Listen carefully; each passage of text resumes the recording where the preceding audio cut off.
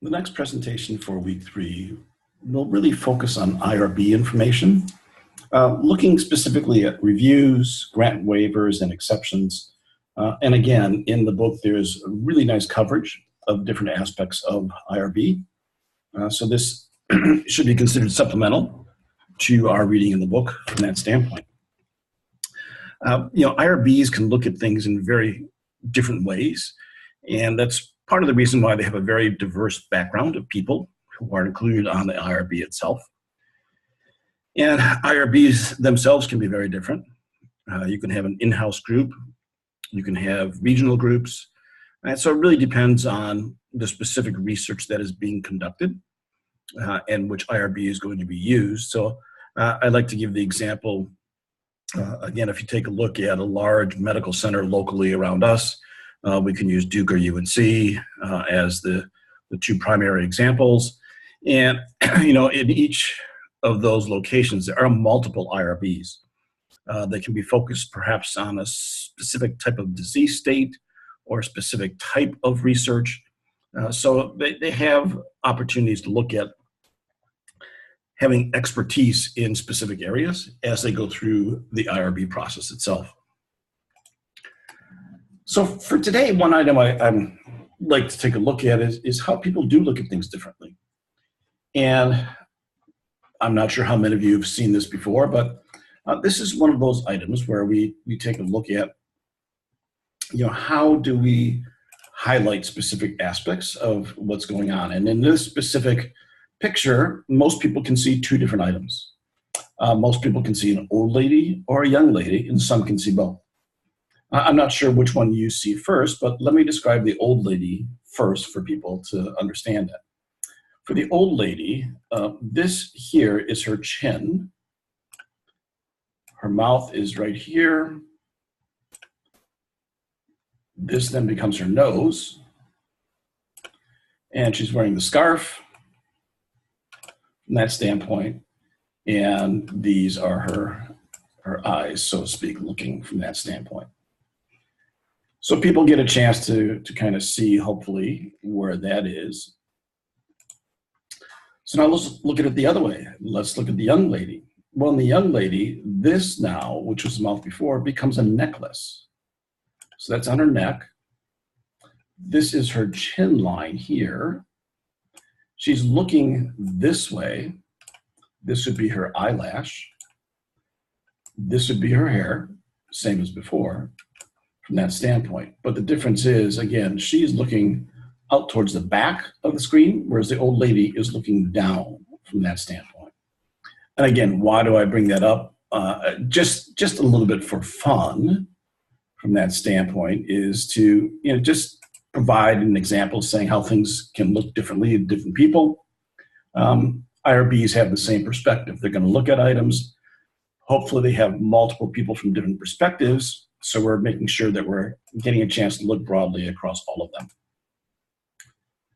So one of the items that IRBs do review is the inclusion and exclusion criteria when we're looking at the selection criteria for those to participate in a trial.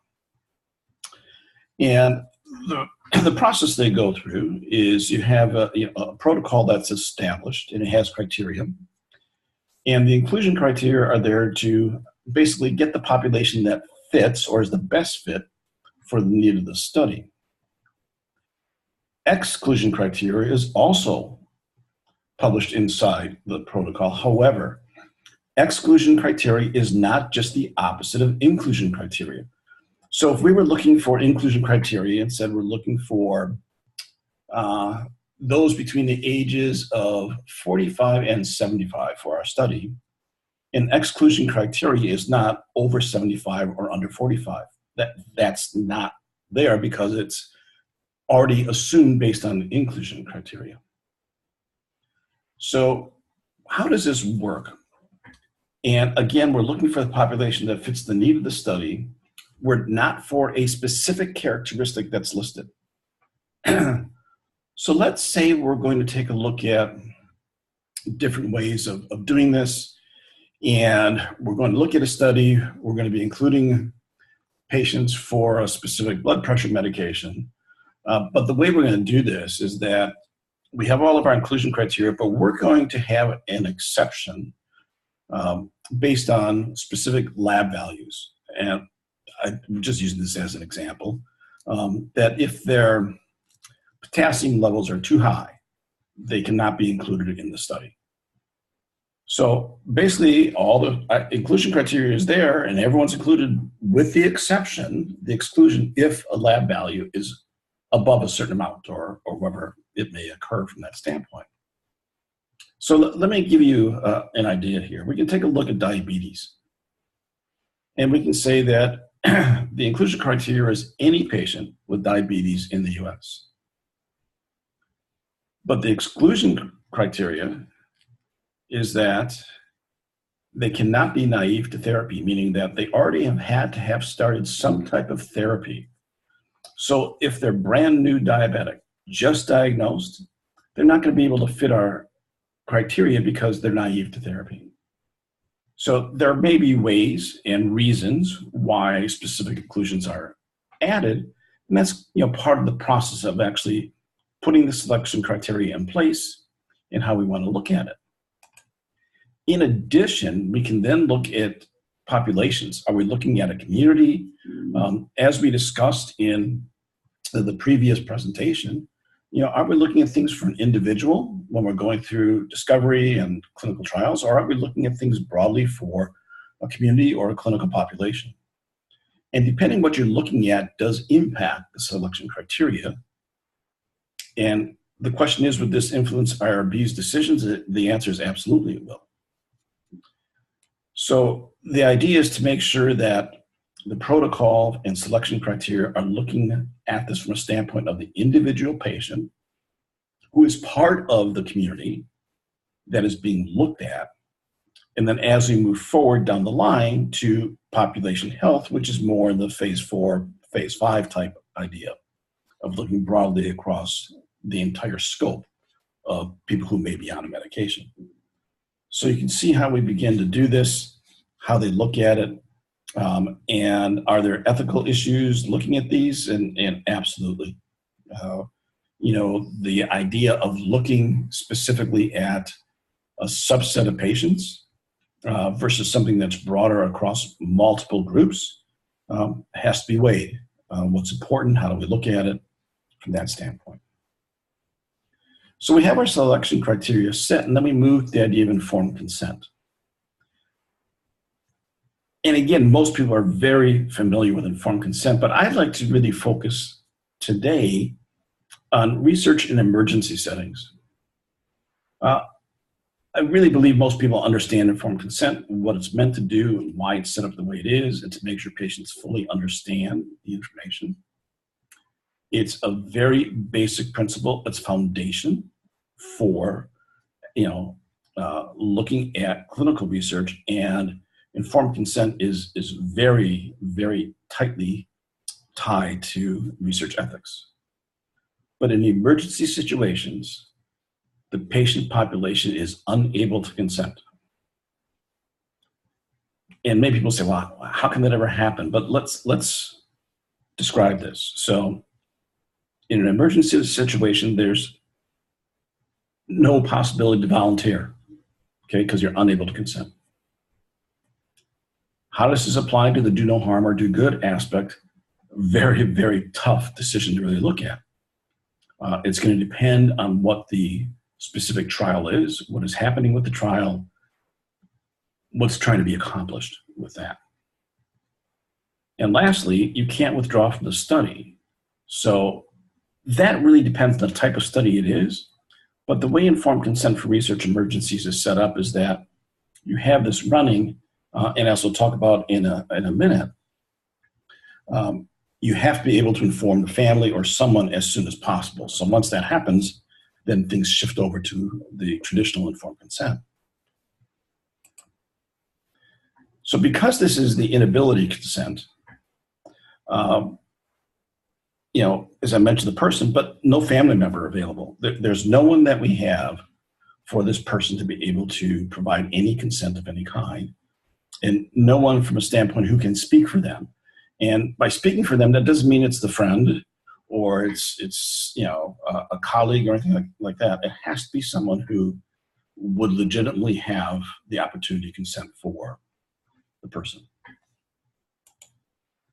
So then the question is there really a need for this type of research?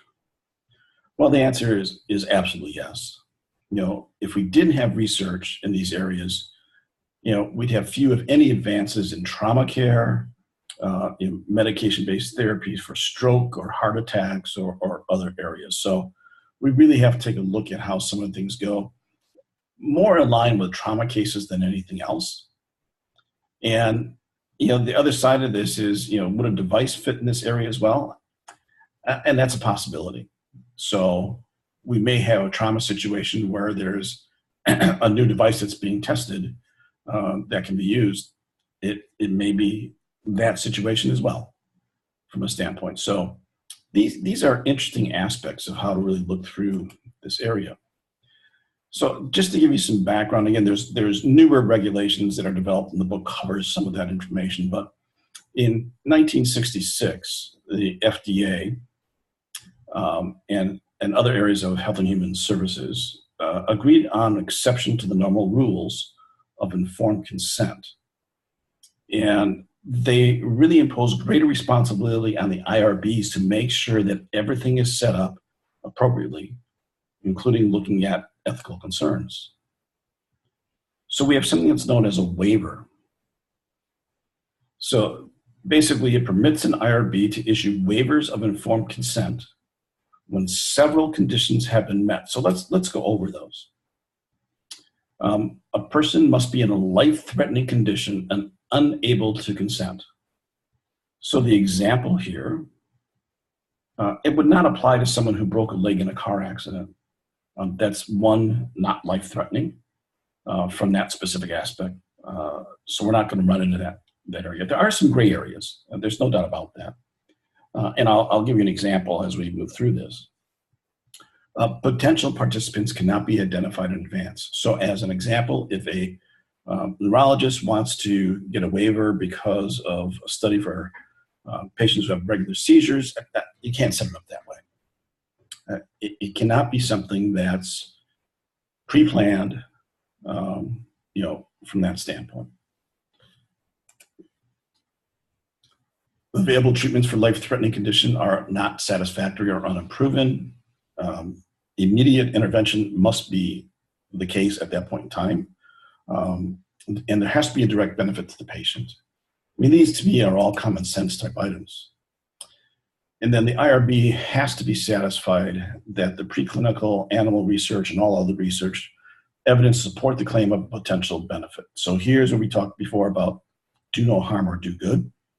There has to be the potential benefit from that standpoint. And the risks of the intervention are reasonable compared to the gravity of the situation, which is life-threatening. So we have these items that are there, and we have waivers, but then we have consent alternatives. So the waivers do not apply if a family member is available to consent or to refuse participation. The investigator needs to include a protocol, the description of the efforts that we've made to locate any family member. And this is not going to be, we make one phone call. There has to be a detailed description of the efforts that will be made to contact an individual from that standpoint. It's not going to be something that says we're going to spend 3 hours doing it, because if this is life-threatening, it has to be something that can be done quickly, be looked at, whatever they can do, have it set up in that specific area. So the protocols then have these two different aspects to it. And in emergency situations, they're going to have all the information regarding the waivers and other aspects that go with it. But they're also going to have some of these direct items where you don't have a capability of the patient consenting, and they have a specific time frame they're applied. So all of this is all set up, and with, again, the stipulation that when the family is finally reached, we switch over to a full informed consent area, moving in that direction. The additional requirements is, I mentioned before that some of this could be for drugs and others could be for devices. However, if a drug or device, has been approved by the FDA, it must be approved separately for emergency research, which content will be waived. In other words, if you have a device that has a drug in it, each one has to be approved separately. You cannot say that this drug and device are one unit, we're going to go and get approval for one thing at one time. It doesn't work. Each has to go through its own process. And the study may not begin until the FDA has specifically approved it after going through the IRB, everything else that goes along with it. So it's, again, emergency situations are an interesting way of looking at it and how we can go through that aspect. So recruitment then becomes an issue. What are the goals of recruitment? Who can and should be recruited? Should the IRB oversee this aspect? Well, yes, because they have to understand the overall process of what it looks like. And what about the sample itself? You take a look at the design, it's in the protocol, how the research methods are selected, how the patients would be in a life-threatening situation, and where we go from there. Any type of recruitment can be listed, and all of them will have some ethical ramifications. So let me describe a local issue we had a number of years ago regarding synthetic blood, which was going to be used in emergency-based clinical trials to see if the synthetic blood would help people in life-threatening situations to make it back to the hospital or location from that standpoint. So it's an interesting premise that was being done because obviously, if you're looking at life-threatening situations and there is not a blood supply available, could a synthetic blood be used to help maintain the person until they reach an area, be it a hospital or an evac unit or whatever it may be, where they can go ahead and get that aspect taken care of? So a number of years ago, there was a trial that was put together, and there were a number of universities involved from groups like Princeton and Johns Hopkins and Duke and a few others. And what's interesting is each of those organizations went through the phases of getting approval in very different approaches and how they were looking at it. The aspect of what happened locally in the Research Triangle Park area is that Duke was the organization that was going to be testing it. They went through the entire process of trying to figure out how they would go through the idea of leveraging the synthetic blood in situations, in emergencies. So if someone had a car accident that was remote, that was going to take X amount of time to get back to a hospital or to an area where they could then get appropriate blood supply for the patient, that this could be used. And the idea was that it would not be consent, that basically it would be used to test in emergency situations how the synthetic blood worked. Other locations were able to go ahead and get their studies done and get the information through. Locally, there were a number of town halls that were held, and a number of ethical questions were brought up. An ethicist from UNC challenged the entire study. And part of the premise was that there was no possibility in the study for someone to truly opt out. Even if they had capability of consenting, they wouldn't be able to, because the idea was to test this in all situations that it would be viable for. And the way the program was going to be set up was that anybody in that situation or an accident within the Durham County area, which would include Highway 40, 85, and part of 95, that they would then automatically be put into this trial. And so the ethicist raised the question that, people would be brought into the area who may be driving on those highways who don't live in this area, would have no idea about the trial, no information at all, and that was not appropriate. And gradually, the IRB sided with the ethicist and said, no, we're not going to allow the trial to move forward. So it's, and I just bring that up. You're more than welcome to go ahead and read the case. It's much more detailed than what I presented. But the reason for providing this to you is just to say, there are cases that we look at and items we can do from this aspect to really, try to figure out what we do, from that situation. So that really kind of highlights the idea of looking at informed consent and some of these options we have for, taking a look at waivers and other things. I have two cases that are attached to today's presentation. I'm not going to read through them myself. I'm going to just have them sit here for a couple minutes. And what I'll do is I'll post these actually onto our Blackboard and have you guys go through these. One of these is a woman who's hospitalized with MS. And as you read through this, you can see the issues that we deal with this one patient. And the other is a woman who's in labor and has an epidural and some complications from there. So as I said, I'll be posting both of these inside our course information so you can take a look at them. And really, I bring these up just to, again, have you think through what you feel are ethical considerations to look at. Both of these raise a number of items and a number of concerns that are important to at least understand from the patient's perspective. So thank you for listening. I hope you all have a wonderful rest of your day and week. Bye-bye now.